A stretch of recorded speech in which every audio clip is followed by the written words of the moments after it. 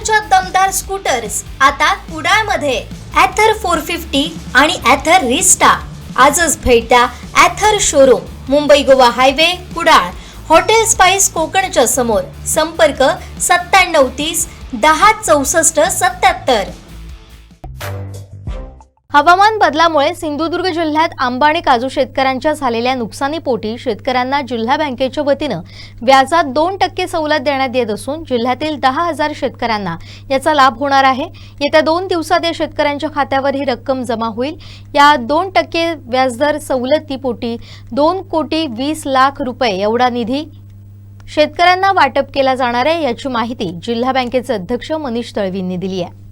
ज्या जिल्ह्यातल्या आंबा उत्पादकांना मागच्या त्यांच्या कालावधीमध्ये जे काही आर्थिक नुकसान झालं त्यासाठी जिल्हा बँकेने जे 2% व्याज सवलतीची घोषणा केलेली होती त्याची यादी काल 30 जून अखेर निश्चित झालेली आहे आणि जवळपास 10,000 शेतकऱ्यांना 2,20,00,000च्या आसपास त्या ठिकाणी रक्कम निश्चित झालेली आहे आणि ही रक्कम येत्या 8 ते 10 दिवसांमध्ये त्या शेतकऱ्यांच्या खात्यात जमा करण्याचा निर्णय या ठिकाणी झालेला आहे। आणि त्याचबरोबर आंबा आणि काजू या शेती पिकासाठी वाढीव त्या ठिकाणी कमी व्याजदराचं, शून्य व्याजदराचं वाढीव कर्ज देण्यासंदर्भात निर्णय झाला आणि त्या दृष्टिकोनातून जवळपास 30 ते 40 कोटी रुपये अधिकचं कर्ज वितरण हे आजपासून त्या ठिकाणी जिल्ह्यातल्या पात्र सभासदांना या ठिकाणी वितरण सुरू करण्यात येणार आहे।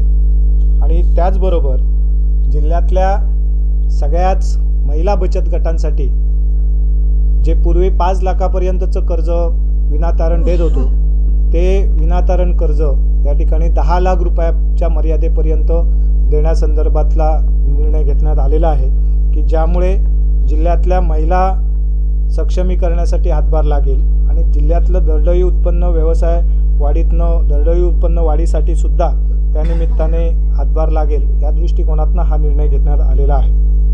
कुपोषण मुक्तीच्या बाबतीमध्ये जो प्रयत्न या ठिकाणी जिल्हा बँक म्हणून आम्ही मागच्या 1 वर्षभरापासून करत होतो त्याच्यामध्ये सुद्धा चांगलं यश प्राप्त झालं आहे। ज्या मुलांची जबाबदारी जिल्हा बँक म्हणून आम्ही घेतलेली होती कुपोषणातून त्यांना बाहेर काढण्यासंदर्भात त्याच्यातही चांगलं यश मिळालेलं आहे आणि म्हणून आता जिल्ह्यामध्ये जी काही नवीन कुपोषित मुलं असतील ती सुद्धा जिल्हा बँक म्हणून आम्ही दत्तक घेऊन त्यांना कुपोषणातून बाहेर काढण्यासाठी आम्ही प्रयत्न चालू ठेवणार आहोत। आणि म्हणून आज जिल्हा बँकेच्या या सर्वसाधारण सभेमध्ये सभासदांनी उत्कृष्ट बँक म्हणून कैलासवासी वैकुंठबाई मेहता पुरस्कार मिळाल्याबद्दल अभिनंदन केलं।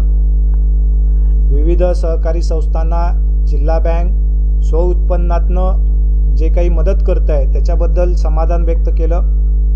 याशिवाय या सगळ्या विकास सहकारी संस्थांना अधिक सक्षम करण्याच्या दृष्टिकोनातनं जे काही निर्णय संचालक मंडळाच्या वतीने घेतले जात आहेत त्याच्याबद्दल त्या ठिकाणी समाधान व्यक्त केलं। आणि या सगळ्याबरोबरच या ठिकाणी नारळ, सुपारी यासारख्या पिकांच्या संदर्भात सुद्धा जे आज पीक विम्यामध्ये त्यांचा समावेश झालेला आहे या सगळ्या पिकांना सुद्धा शेती कर्जाचं वितरण अधिक वाढवण्यासंदर्भातला सुद्धा आता या ठिकाणी आम्ही निर्णय घेतलेला आहे।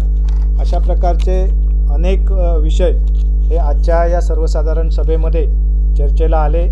या चर्चेमध्ये सर्वच उपस्थित शेकडोच्या संख्येने या ठिकाणी सभासद उपस्थित होते आणि या सर्वच सभासदांनी या बँकेच्या संचालक मंडळाच्या कामकाजावर, वाटचालीवर समाधान व्यक्त केलेलं आहे आणि त्याबद्दल मी माझ्या आज उपस्थित असणाऱ्या आणि या जिल्ह्याभरातल्या सगळ्याच बँकेच्या सगळ्या सभासदांचं त्यानिमित्ताने आभार व्यक्त करतो।